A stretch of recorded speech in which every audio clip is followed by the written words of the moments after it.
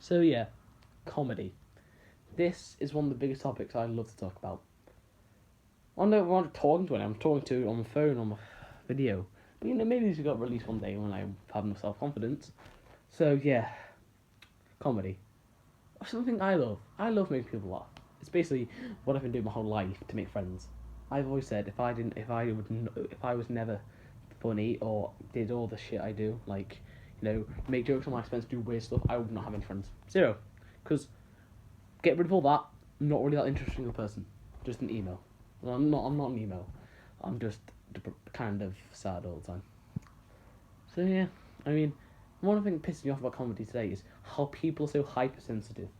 Now, this is something a lot of comedians. I didn't really say I'm a comedian, but a lot of comedians have been saying, like, why is the world so sensitive? And they use that for joke fodder.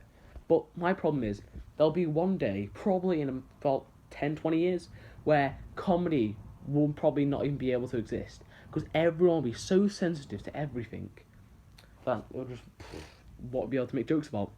Because comedy's always been at the expense of someone or something. That's the whole point of comedy.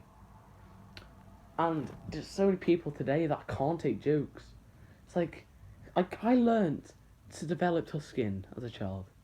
Because I've done a lot of jokes at my expense. Most of them from me, but a few from other people. And I've learned. But people, I think it's the modern age with all this technology and all these new things, that people are not able to take jokes and will react in a say violent way or just in an angsty way, which just makes me angry because I love making people laugh. But there'll be a day where I can't do that without making a lot of people angry. Which I don't like people being angry at me. I do like to annoy, but I don't like anger. I don't like anger on myself. So yeah, that's Sammy over and out.